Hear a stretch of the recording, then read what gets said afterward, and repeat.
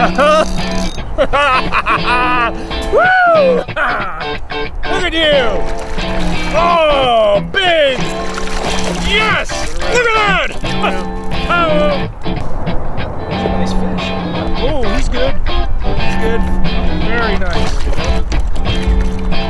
It's December the 15th, it's Christmas time, and this is my first winter smallmouth. 20 1/4 4-pound 5-ounce. Hi, I'm Paul, here with Jeff. We're going out on the Susquehanna. I think it's about 28 degrees. Beautiful morning, not a lot of wind, and hopefully we'll get some big ones.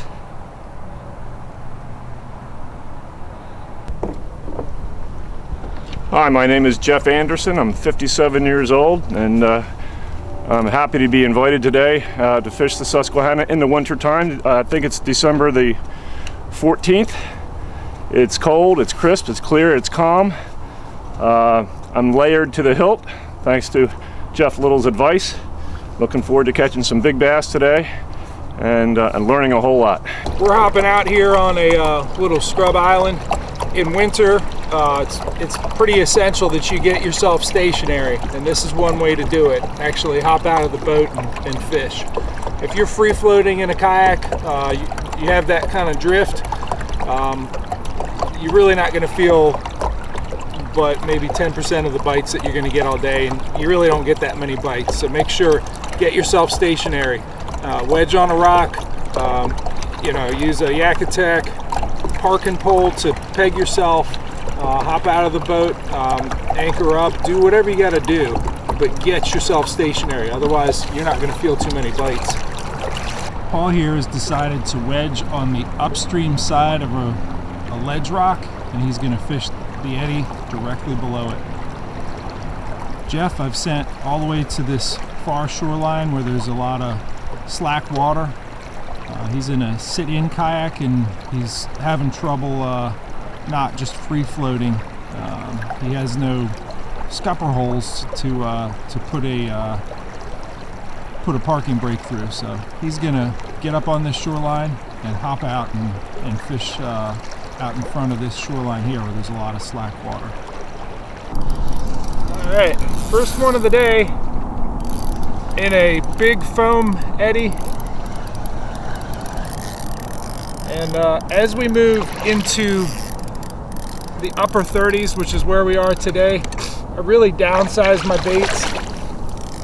I've been using flukes, and I've been using some swim baits, but this one hit a bird, a very short little paddle tail grub, Confidence Baits bird, and this color is Winter Kill, and that was a very distinctive tick, and it's right in the corner of his mouth.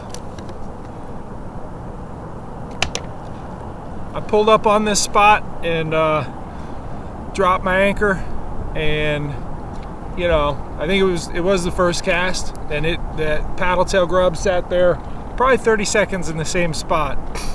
And there's no telling how long this fish looked at it before he thumped it. Let's see what he is.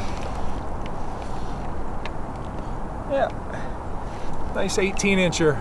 Good way to start the day. Go ahead and let him go. Now, you asked me a question a second ago, Paul. Yeah, I asked you what you used for an anchor. And it's funny that I'm even using one. For years I didn't use one.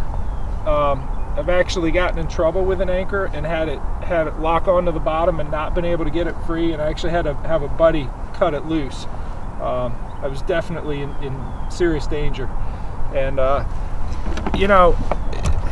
went years teaching the classes and teaching people how to maintain boat position without an anchor, and have come back to using it because there are certain situations where you can't wedge on a rock.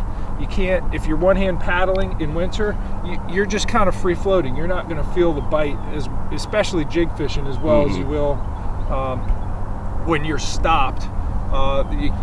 We can't hop out on shore here. This spot right here is out away from shore, and anchoring is sort of the only way to get stopped out here. The anchor setup I have now is there's a retractable It's a retractable anchor system. I got a mushroom anchor off of a pulley up front. I got some line guides there, and I have this cleat here, and it's actually situated behind me. I'll pull my camera bag out and you can look at that. Got it. And all it is this is a retractable clothesline spool, right? Mm-hmm. And as soon as you bring up the anchor, it pulls that up, right? Nice. I'm actually working with Luther at Yak Attack to make a production version of this thing that I've been using for a little while now. So look for that in the future. But the most important thing of my anchor setup is that I have very quick access to, if I get into trouble, I have this knife and all I need to do is reach forward and cut it. And this is a very sharp knife. The only purpose is for cutting that right there. Right. So if you do get in trouble, it's absolutely essential you have this, not back here, not anywhere but, and a lot of guys keep them in like they have the divers. Yes, which you have is excellent. It's a great way to do it. I just happen to have mine here. So yeah, you can anchor, and your anchors will get you in trouble, but you need to have a very quick way to get yourself out of trouble if you choose to anchor. Right, got it. All right, Mm-hmm. let's go catch some smallmouth. Sounds You good. can hold on here. The anchor's good enough. We can just both hold here. Okay. We got a lot of nice foam here. I think we got a bunch of fish we're sitting on. The new River Smallmouth Winter Patterns DVD will be available January 2013. Pre-order your copy at confidencebaits.net.